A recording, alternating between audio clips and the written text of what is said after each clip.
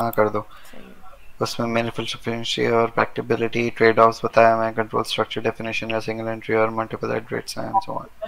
ठीक बताओ। है। क्या? ऊपर करो। ये सारे वर्सेस फंक्शनल। क्या बताऊं? बताओ कैसे सुनाओ। क्या? रहो इम्पेरेटिव वर्सेस फंक्शनल।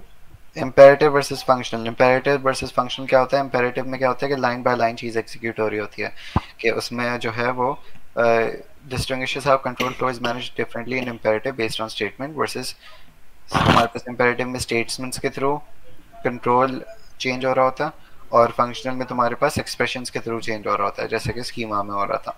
और इम्पेरेटिव हमारे पास लैंग्वेजेस कौन सी होती हैं? पाइथन वगैरह, सी, जितनी भी लैंग्वेज हम लोग यूज़ करते हैं इम्पेरेटिव होती हैं। और फंक्शनल ये स्कीम है, हम्म, लिस्ट वगैरह। हम्म। अच्छा, अब ये बाकी सब स्किप कर, अब ये जो जो मेन मेन पॉइंट्स पूछे वो बताओ, ये जरा इंपॉर्टेंट पॉइंट्स है। कंट्रोल स्ट्रक्चर की डेफिनेशन। कंट्रोल स्ट्रक्चर की definition. A control structure is defined as the control statement along with the code it governs। इसमें क्या समझाऊं मैं? कंट्रोल स्ट्रक्चर क्या होता है? तुम्हारे पास उस चीज, उस स्ट्रक्चर को बोलते हैं जो तुम्हारे कंट्रोल को मैनेज कर रहा होता है, यानी कि फ्लो ऑफ कोड को मैनेज कर रहा होता है। क्या हो सकता है वो? लेट्स सपोज तुम्हारे पास if and else condition control है। मेरे कीबोर्ड का क्या हुआ? नाइस। हमारे पास if and else control structure है। क्यों? क्योंकि let's suppose if x equals to zero, तो यहाँ पे कुछ और एग्जीक्यूट होगा। लेट्स सपोज वो लाइन यहाँ पे चल जाएगा कि प्रिंट हाई। सही है। और फिर तुम्हारे पास यहाँ पर एल्स में क्या होगा? एल्स में होगा प्रिंट समथिंग एल्स। सही है। हाँ, तो कंट्रोल तुम्हारे कर। पास यहाँ पर ये कंट्रोल स्ट्रक्चर इसलिए है बिकॉज अगर ये ट्रू है तो वो इस लाइन पे जा रहा है, और अगर ये ट्रू नहीं है तो वो इस लाइन पे जा रहा है। बेसिकली लाइन ऑफ कंट्रोल हम लोग, लाइन जो है लाइन ऑफ एग्जीक्यूशन कंट्रोल कर सकते हैं। अच्छा, सही है। कंट्रोल स्ट्रक्चर्स ये होते हैं। ठीक है।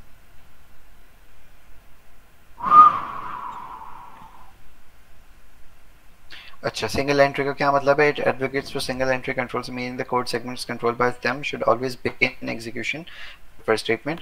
Multiple entries lead to complicated control flow and reduced readability। क्या मतलब है इसका? मतलब ये है कि तुम्हारे पास जो एक let's suppose control structure loop है। सही है। while something, और यहाँ पे बहुत सारी स्टेटमेंट्स हैं लूप के अंदर। इसकी एंट्री पॉइंट कहाँ से? यहीं से एक है, लेकिन एग्जिट पॉइंट मल्टीपल हो सकते हैं। एग्जिट पॉइंट मैं यहाँ पे भी लिख सकता हूँ कि if let's suppose h is equals to 2, तो फिर क्या कर दे? ब्रेक। सही है। ये एक मेरे पास एग्जिट पॉइंट हो गया। एक और एग्जिट पॉइंट मैं नीचे लिख सकता हूँ। तो पॉइंट इज कि तुम्हारे पास एक अच्छे कोड में एंट्री पॉइंट एक ही होता और एग्जिट पॉइंट मल्टीपल होता, हो सकता है। ठीक है। And single entry multiple exits on. आगे बढ़ो। तो तुम्हारे पास सिलेक्शन स्टेटमेंट्स आ गए हैं। सिलेक्शन दो टाइप की होती हैं, एक टू वे होती है और एक एन वे होती है। टू वे का क्या मतलब है? If and else. सही। एन वे सिलेक्शन का क्या मतलब है? के स्विच केस चीज याद है?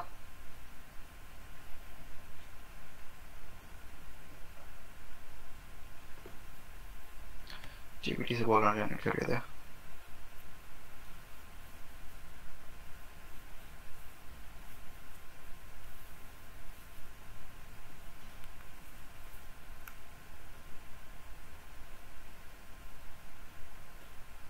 ये तुम्हारे पास यहाँ पर n चॉइसेस है। इन दिस केस तुम्हारे पास टेक्निकली चार चॉइसेस है।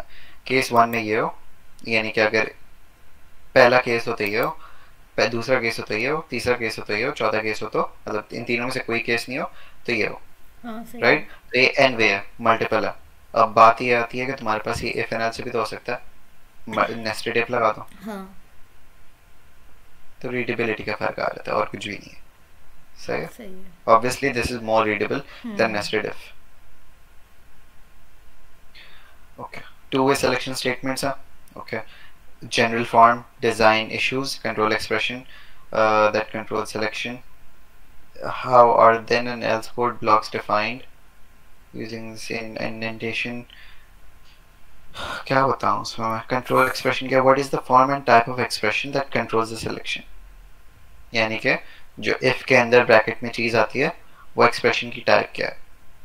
फिर देन एंड एल्स क्लॉज है, राइट, जो सी में और जावा वगैरह में कर्ली ब्रैकेट्स यूज होता है उनके लिए, पाइथन में इंडेंटेशन यूज होती है। और अभी जो है वो नेस्टेड सेलेक्टर्स क्या होता है, नेस्टेड सेलेक्टर्स जो होते हैं वो, एक सेकंड,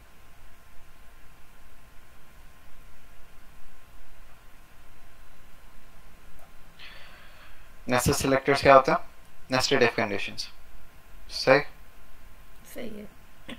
अब ये इसकी डिटेल्स में नहीं जा रहा मैं, हाँ, क्योंकि इसमें लिखा हुआ है कि कौन सी लैंग्वेजेस क्या यूज करती थी, जो कि मैं हिस्ट्री में जा ही नहीं रहा। सही है। Clause form details most languages allow then and else to be single or compound statements, but requires all clauses to be compound even for single statements. Python uses indentation for defined compound statements.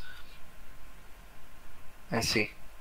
ठीक है, वो clause कुछ कुछ languages जैसे कि मुझे पता नहीं है तो पाइथन ही करती थी, लेकिन let's see, if and else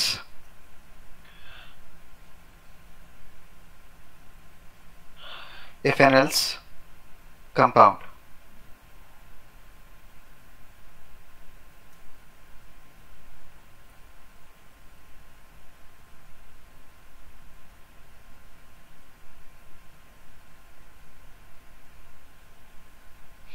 अच्छा, if age this if condition else, अच्छा कंपाउंड नहीं है ये। ओके, मुझे नहीं पता कि ये इसमें क्या लिखा हुआ, ये वाली चीज़ में कंपाउंड वाली में क्या लिखा हुआ है, क्लॉज फॉर्म डिटेल्स में क्या लिखा हुआ है, तो मैं स्किप करवा रहा हूँ, ठीक है। Nesting selectors and dangling else problem. Nested selectors और डैंगलिंग एल्स याद है क्या होता था? वो जिसमें पता नहीं होता था किस इफ के साथ कौन सा एल्स है। ये किसने बोला? एडिशन। आवाज नहीं पहचानी गई, ठीक है। तो डैंगलिंग एल्स प्रॉब्लम वही थी, नेस्टिंग सेलेक्टर्स और डैंगलिंग एल्स प्रॉब्लम, यहाँ पे वो चीज़ एक्सप्लेन की हुई है। सॉल्यूशंस क्या है उसके? नंबर 1 कि तुम्हारे पास many languages pair else with the nearest preceding unpaired then। तुम्हारे पास अगर बहुत सारे then है और एक else है तो फिर जो सबसे करीब then होगा उसके साथ साथ else जुड़ जाएगा, ठीक है। सेलेक्ट एक्सप्रेशंस उस लैंग्वेज के बारे में बताया। मल्टीपल सिलेक्शन स्टेटमेंट्स,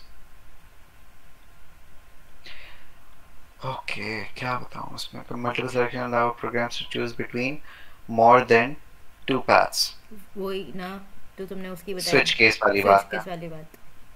सही क्योंकि हमारे पास मल्टीपल paths आ जाते हैं, ठीक है। Design issues, form and type, how the selectable code segment is defined, is it restricted that only set code is executed, how are the values cause specific path। Chapter 8 जो है वो, chapter 8 के कितने questions आ रहे हैं? वही देखो, chapter 8 और चैप्टर 7 में से आई थिंक 25% आएगा इस तरीके से है शायद, मिला के।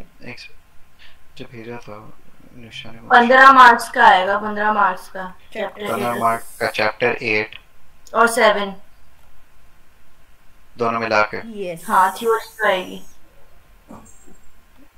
अच्छा ठीक है, ओके। इसके आज से मैं कि डायरेक्ट ना उस पे क्वेश्चन Q&A पे आ जाता हूँ, क्योंकि इसमें कुछ है नहीं ऐसा जो कि मैं बताऊँ। वो वाली तो बता दो, वो गार्डेड वो जो था, गार्डेड कंडीशंस बता देता हूँ, ठीक है। काउंटर कंट्रोल लूप्स, अच्छा लूप के डिफरेंट वो देख लो। एक है तुम्हारे पास आइटरेटिव स्टेटमेंट्स है, आइटरेटिव स्टेटमेंट्स तुम्हारे पास बहुत टाइप्स की हैं, सही है। आइटरेटिव स्टेटमेंट कौन सी होती है? लूप्स वाली। एक होता है तुम्हारे पास काउंटर कंट्रोल लूप, ज़्यादा नहीं करो उलझन हो रही है।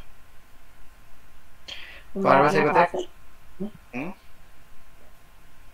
कुछ नहीं एक होता है तुम्हारे पास counter control loops. Counter control loops में क्या होता है कि हमारे पास एक काउंट वेरिएबल चल रहा होता है और उसकी बेसिस पर हम लोग चेक कर रहे होते हैं, यानी कि फॉर वैल्यू क्या कहते हैं हम लोग? काउंटर कंट्रोल लूप्स कहते हैं, ठीक है। सही है।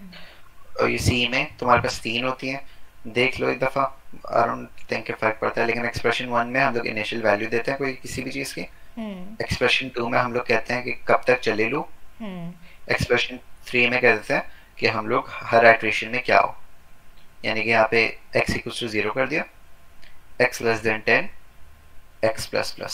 सही है। सही है।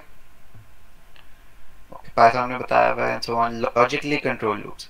तो तुम्हारे पास एक तो आइटरेटिव कौन से थे, काउंटर कंट्रोल होते हैं, अब है logically control loops. Logically control loops में क्या होता है, हमारे पास वो वाइल वाली आती हैं चीज़ें। सही है। सही है। मतलब क्या, हमारे पास वो कंडीशन की बेसिस पे लूप चल रहा होता है। अब इसमें भी तुम्हारे पास 2 टाइप्स हैं जो कि आगे हम श्योर आएंगी। नहीं है, तुम्हारे पास 2 टाइप्स हैं, एक है तुम्हारे पास प्री टेस्ट और एक है पोस्ट टेस्ट। मैंने कल बात बताई थी, मुझे नहीं याद कि मीटिंग रिकॉर्ड हुई थी या नहीं हुई थी, लेकिन तुम्हारे पास प्री टेस्ट में क्या होता है कि लूप से अंदर जाने से पहले एक्चुअली कंडीशन चेक होती है, which is why called pre test. और जो डू वाइल होता है वो पोस्ट टेस्ट होता है, बिकॉज वो लूप के एंड पर कंडीशन चेक हो रही होती है। ठीक है। सही है। ऑन। अच्छा functional programming logical loops use function. अच्छा फंक्शनल लैंग्वेजेस जो हैं वो रिकर्सिव फंक्शंस यूज करते हैं, उसमें कोई लूप के एज सच नहीं होता, जैसे हम लोग ने स्कीमा में देखा था कि उसमें कोई फॉर या वाइल वगैरह कुछ भी नहीं था, उसमें जो रिकर्जन के थ्रू लूप्स चल रहा था। अच्छा allows user to break out of loop or early like break। अच्छा यूजर लोकेटेड मैकेनिज्म्स जैसे कि ब्रेक और कंटिन्यू, हम लोग यूजर खुद बता सकते हैं कि लूप से कब निकलना है और कब वो आइटरेशन स्किप करनी है। ठीक है। Iteration based on data structures क्या है कि मैंने लिस्ट पर लूप चला दी फॉर आई इन लिस्ट, और फिर हर आइटरेशन पर 1 by 1 एलिमेंट आगे मूव करेगा। ओके कोई सवाल हो तो बता देना, क्योंकि मुझे नहीं लगता इसमें कुछ प्रॉब्लम होनी चाहिए। अनकंडीशनल ब्रांचिंग क्या होती है? कंडीशनल ब्रांचिंग तो इफ एंड एल्स हो गया और स्विच केस हो गया एंड सो ऑन हो गया। अनकंडीशनल ब्रांचिंग क्या हुई, तुम्हारे पास किसी कंडीशन पर नहीं direct as it is branching हो गई। तो कुछ लैंग्वेजेस में तुम्हारे पास होते हैं go two statements. Go two statements क्या करते हैं, वो डायरेक्ट किसी लाइन पे चले जाएंगे। मैंने पता नहीं किसको एग्जांपल दी थी, लेकिन लेट्स सपोज ये लाइन नंबर 2 है, 1 2 3 4 5 6 7 सही 8, और लाइन नंबर 6 पर मैंने कह दिया गो टू 1, तो क्या करेगा, कोई कंडीशन कुछ भी नहीं है, जैसी लाइन 6 पर आएगा तो वो ऑटोमेटिकली किस पे चल जाएगा, 1 पर। सही समझ में आया? तो तुम्हारे पास ये है unconditional branching. Controversy, most debated statement in history of languages. Nice.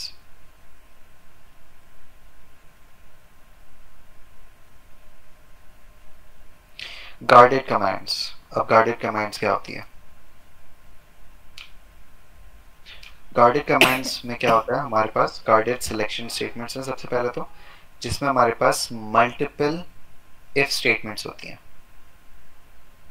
सही है? Multiple if statements होती हैं। Each Boolean expression is called a guard and they are evaluated every time. When more than one guard is true, a statement is non-deterministically chosen. क्या मतलब है इसका कि let's suppose तुम्हारे पास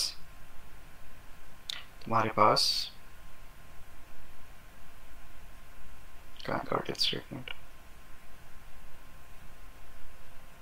ये 2 स्टेटमेंट्स है तुम्हारे पास, 2 कंडीशन है कि if x equals to 0 ये, और if किसकी पीपीटी चैप्टर 8 की पीपीटी है क्या, कार्ड भेज दो। ओह पावर पॉइंट प्रेजेंटेशन, आई सी, भेजो। लेट्स सी, पहले मैं ऐसे समझा रहा हूँ फिर मैं स्लाइड देखूंगा टू सी कि मैंने सही समझाया नहीं समझाया। सही है। सही। अच्छा तो इसमें हो क्या रहा है कि तुम्हारे पास 2 कार्ड्स हैं बेसिकली, ये पहला कार्ड और ये दूसरा कार्ड। अगर तो एक कंडीशन ट्रू यानी कि सिर्फ x इक्वल्स टू 0 है तो फिर क्या हो जाएगा, ये स्टेटमेंट एग्जीक्यूट हो जाएगी। अगर तो सिर्फ y equals to y greater than 0 है तो फिर ये स्टेटमेंट एग्जीक्यूट हो जाएगी। लेकिन what if both of these are true, तो पता है क्या होगा, रैंडमली चूज होकर के कौन सी चलेगी।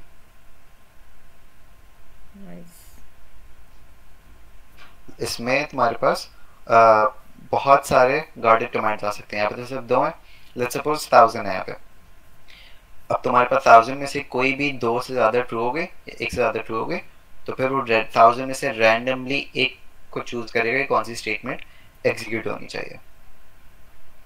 सही है? सही है। सारी क्यों एग्जीक्यूट नहीं करेगा? क्योंकि तुम्हारे पास गार्डेड स्टेटमेंट्स काम ही ऐसे करती हैं। जस्ट ने लैंग्वेज बनाई, उससे जाकर पूछो।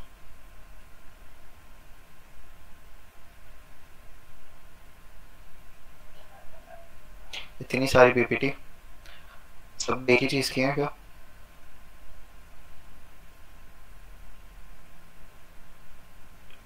सारे टॉपिक, ओह सारे टॉपिक्स, सारे टॉपिक्स की जरूरत नहीं है। Guarded commands are the only one. अच्छा, all guards are evaluated, boolean expression is guarded command are always checked when the block is reached. वही बात है, तुम्हारे पास यहाँ पर जितनी भी कंडीशंस हैं वो चेक हो रही हैं। ऐसा नहीं है कि पहली कंडीशन चेक हो गई और वो एग्जीक्यूट हो गई, जैसे कि normal if and else statement में होता है, राइट? तुम्हारे पास जितनी भी कंडीशंस होंगी, जितने भी गार्ड्स होंगे, वो सारे के सारे इवैल्यूएट होंगे। ओके? अच्छा, a guard always checked when the block is reached. The selection of statement. If more than one guard is true, one of the corresponding statement is chosen non-deterministically, which in other words means random. If none of the guards are true, the program terminates or raises a termination error. समझ में आया? नहीं। कोई भी चीज true नहीं है तो फिर एरर दे देगा वो। सही है। हाँ यहाँ तक क्लियर है गार्डेड स्टेटमेंट्स? हाँ क्लियर है। ओके, अब इसमें no short circuit evaluation. Short circuit evaluation हम लोग ने अभी चैप्टर 7 में देखा था। क्या था वो? कि अगर कोई चीज़ ट्रू हो गई तो आगे चेक करने की ज़रूरत नहीं है। नॉर्मल इफ कंडीशन में शॉर्ट सर्किट इवैल्यूएशन होती है। वाई? बिकॉज अगर तुम्हारे पास एक कंडीशन ट्रू हो गई तो आगे चेक करने की ज़रूरत ही नहीं है, वही स्टेटमेंट एग्जीक्यूट हो जाती है। लेकिन इसमें नहीं है शॉर्ट सर्किट इवैल्यूएशन, बिकॉज उसको सबको चेक करना है। सही, सारी कंडीशंस को समझ में आ रहा है? नहीं नहीं आ रहा तो बताओ, क्योंकि it's not that hard. Laiba नहीं, ये मुझे तो समझ में आ गया। On.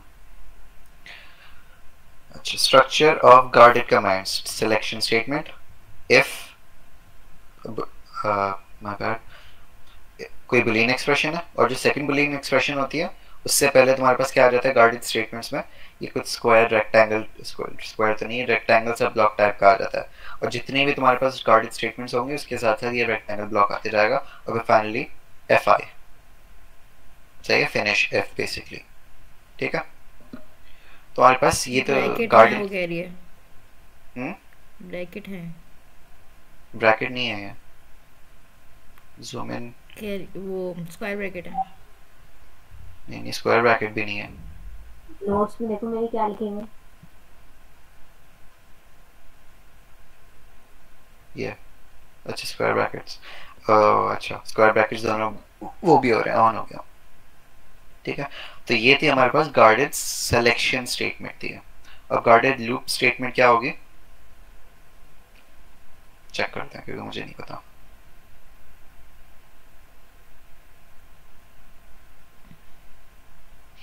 do boolean expression statement, do boolean expression statement।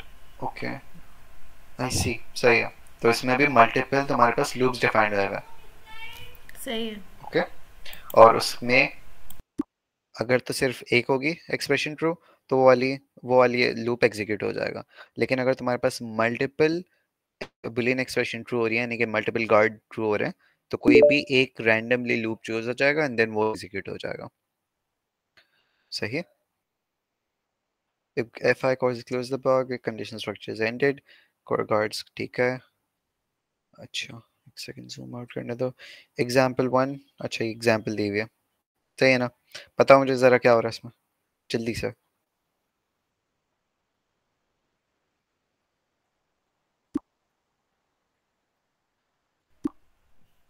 इसमें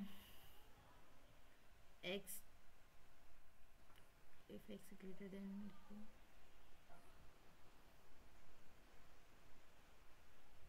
मुझे ये बताओ कि इसमें मल्टीपल स्टेटमेंट्स ट्रू हो कैसे सकती हैं? इसमें नहीं हो सकती, लेकिन अगर होती, एग्जाम्पल 1 है जिसमें नहीं हो सकती, एग्जाम्पल 2 में आगे होगी ना, प्रॉबेबली। हाँ है, इस कोड में नहीं हो सकती, लेकिन गार्डेड कमांड्स का मतलब नहीं है कि नहीं हो सकती। तुमने गार्डेड कमांड्स यूज इस तरीके से किए हुए हैं कि हमेशा एक ही होगी। आई डोंट नो क्यों क्यों क्यों किए हुए हैं, लेकिन बस किए हुए हैं। सही है। अब एग्जाम समझ में आ गई ना, एग्जाम्पल 1, राइट? ये तो नॉर्मल इफ कंडीशन। हाँ अगर नहीं आई तो बताओ। एक दफ़ा बता दो। ठीक है। अगर तो तुम्हारे पास x की वैल्यू ग्रेटर देन 0 है तो फिर कौन सी स्टेटमेंट एग्जीक्यूट होगी? y equals to 1। अगर तो तुम्हारे पास value x is less than 0 है तो फिर कौन सी स्टेटमेंट? y equals to -1। -1। अगर तो तुम्हारे पास x इक्वल्स टू 0 है तो फिर y इक्वल्स टू 0। खत्म। सही है। तो ये तुमने डिफाइन कर दिया। और अगर x की वैल्यू 5 है तो कौन सी स्टेटमेंट ट्रू होगी इनमें से? ऊपर वाली होगी, राइट? तो y की वैल्यू क्या हो जाएगी? 1। अब इसमें तो अगर एक चीज ट्रू है तो बाकी चीज ट्रू हो ही नहीं सकती, क्योंकि वो आपस में कॉन्ट्रडिक्ट कर रहे हैं। तो इसलिए तुम्हारे पास एग्जाम्पल 2 है जिसमें नॉन डिटर्मिनिस्टिक चॉइस होगी। अगर तो तुम्हारे पास i जो है वो 0 के बराबर है तो फिर ये हो। अगर i जो है वो j से अबव है तो फिर ये हो। अगर j अबव है i से तो फिर ये हो। तो इसकी एग्जाम्पल लिखी हुई है क्या? नहीं लिखी हुई इसकी एग्जाम्पल। तो लेट्स अज्यूम तुम्हारे पास j की वैल्यू इज 2 और i की वैल्यू इज 0। यस, ठीक है। i की वैल्यू 0 और j की वैल्यू 2 है। तो कौन कौन सी स्टेटमेंट ट्रू होंगी? एक तो i की वैल्यू 0 वाली, और j is greater then i। ये दोनों ट्रू हो गए तो क्या होगा? ये दोनों क्या ट्रू होगा? प्लस। कोई सी भी एक हो जाएगी एग्जीक्यूट। एग्जैक्टली इन दोनों में से कोई सी भी एक हो जाएगा। वैसे दोनों में sum equals to sum plus i ही हो रहा था। इत्तेफाक से, यस। लेकिन you get the point, right? कि दोनों में से कोई भी एक हाँ। चूज हो जाएगी। सदाइवा समझ में आया? ये यूज ही क्यों कर रहे हैं फिर, जब ये ऐसे ठीक ही है। कर रहा है तो? मुझे नहीं पता कि कौन सा सिनेरियो होगा जिसमें हमें नॉन डिटर्मिनिज्म की तरफ जाना पड़ेगा। प्रोग्रामिंग में तो ऐसा होता नहीं है। ये मुझे नहीं पता, टू बी ऑनेस्ट। अच्छा। जीपीटी से भी पूछ लेना, या मैं पूछ लेता हूँ बाद में अगर चाहिए तो। दाइवा समझ में आया? नहीं, क्या नहीं समझ में आया? ये बताओ एग्जाम्पल। अगर i की वैल्यू इक्वल्स टू 0 है, सही, i की वैल्यू 0 है और j की वैल्यू 2 है, ओके? सही है। तो ये एग्जीक्यूट करो अब। इसमें कौन कौन सी कंडीशन इसमें से, इसमें से और इसमें से ट्रू होगी? कौन कौन सी? ये तो ट्रू होगी, राइट? क्योंकि i की वैल्यू एक्चुअली 0 है। हम्म।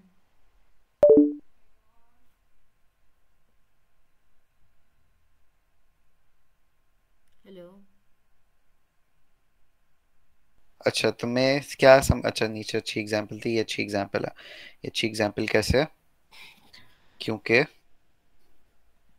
अच्छा ये देखो live, okay? Guarded command, guarded expression इसमें दो हैं। एक है तुम्हारे पास x इज, ये कैसे अच्छी एग्जांपल है? इसमें तो हमेशा एक ही चीज एग्जीक्यूट होगी।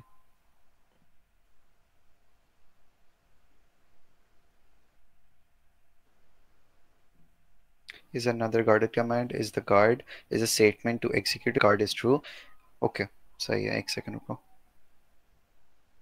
ठीक है। इस पे आने से पहले चलो ये पहले देख लो। सही है। इसमें क्या बोल रहा है? If x is greater than 0 तो फिर ये एग्जीक्यूट हो। If x is less then और इक्वल्स टू 0 तो फिर ये एग्जीक्यूट हो। ओके? इसमें कोई मसला? ये तो basic if and else condition है। नहीं। ये फिर से तो नहीं चलेगी? ओके, इसमें मसला नहीं है। तो अब आ जाओ ऊपर वाले में जिसमें तुम्हारे पास मल्टीपल गार्ड्स ट्रू होते हैं, यानी कि ये वाली। सही है। हम्म। i की वैल्यू इज 0, j की वैल्यू इज 10। i की वैल्यू 0 है, j की वैल्यू 10 है। तो तुम्हारे पास इसमें कौन कौन से गार्ड्स ट्रू होंगे? एक ये होगा और एक ये होगा, है ना? Greater than i. 10 is greater than 0 है तो ट्रू हो जाएगा ये भी। नो?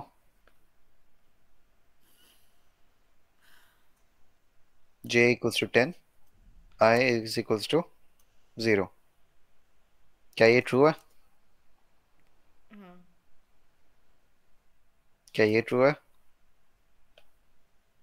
हाँ। क्या ये ट्रू है? नो। दो ट्रू हैं, यस। यहाँ पे भी दो ट्रू होंगे। फिर अगर आई और जे की मैंने वैल्यू बता दी, ये वाला ट्रू होगा और ये वाला ट्रू होगा। सही है, सही सही। आगे। अगर ये दोनों ट्रू हो गए तो फिर कौन सी स्टेटमेंट एग्जीक्यूट होगी, ये वाली या ये वाली? ऊपर वाली। नोप, ये गार्डेड कमांड्स हैं। जब तुम्हारे पास मल्टीपल गार्ड्स ट्रू हो जाते हैं, यानी कि मल्टीपल कंडीशन ट्रू हो जाती हैं, तो नॉन डिटर्मिनिस्टिक यानी कि रैंडमली चूज होता है बिटवीन हाँ रैंडमली चूज दीज टू। होता है, याद आ गया। ऑन, हाँ ऑन। ठीक है, ये है तुम्हारे पास गार्डेड कमांड्स। अच्छा, इसमें एडवांटेजेस लिखे हुए हैं। ओके, लेट्स सी एडवांटेजेस क्या हैं।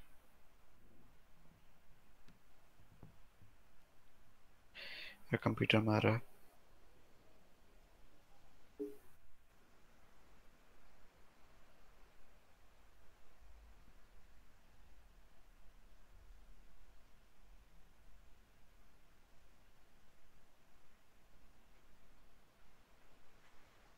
Advantages of using a clear and formal verification. Guarded commands provide a structured way to express program behavior, making it easier to formally verify correctness, especially in concurrent and complex systems. मुझे नहीं समझ में आया कि क्या clear and formal verification कैसे है। Non deterministic behaviour, अच्छा ये समझ में आ गया मुझे कि अगर फॉर एग्जांपल हमें रैंडमनेस इम्प्लीमेंट करनी हो तो हम लोग इसको यूज कर सकते हैं। सही। सही है। नो शॉर्ट सर्किटिंग को अगर हमें करना हो, क्योंकि इसमें शॉर्ट सर्किटिंग नहीं है, इसमें सारी की सारी इवेल्युएट होंगी, एक इवेल्युएट करने पर वहां पे रुक नहीं जाएगा, तो एक्चुअली शॉर्ट सर्किटिंग नहीं है। ये एक्चुअली बहुत दफ़ा टर्म यूज हुई है, तो एक दफ़ा याद रखना है एक्चुअली शॉर्ट सर्किटिंग होती क्या है। ठीक है, अगर नहीं आता तो अभी बता दो, मैं दोबारा एक्सप्लेन कर देता हूँ। यार सही है यार, सिंप्लीफिकेशन और प्रोग्राम लॉजिक। इतना पढ़ना जरूरी है। गार्डेड स्टेटमेंट बस समझ में आ गई ना क्या होती है, काफी है। चलो हाँ, वैसे गुड इनफ है। तुम्हारे पास अब आ जाओ क्वेश्चंस पर। अनफॉर्चुनेटली कंक्लूजन्स हैं। Sequence selects practical consideration trade-off. There's a trade-off between simplicity and expressiveness. ये अच्छी चीज लिखी हुई है कि ट्रेड ऑफ है बिटवीन rather it's simple या फिर expressiveness पे ट्रेड ऑफ है। Lack of consensus. There is no universal agreement to the idea set of control statement for a language. On तो questions. Define selection statement. Questions करने हैं ये उजाला पता नहीं। भाई। नहीं हम कर लेंगे बाद में, हाँ ठीक कर है। लेंगे। इसमें कुछ है नहीं। ये जीपीटी से भी देखो ना, जीपीटी के आंसर नहीं समझ में आया तो मुझे बता देना, हम क्योंकि मैं ये नहीं बता रहा कि सिलेक्शन स्टेटमेंट क्या होती है। सही है, हम कर लेंगे। ठीक है रहो, ठीक है। बंद करो लावा।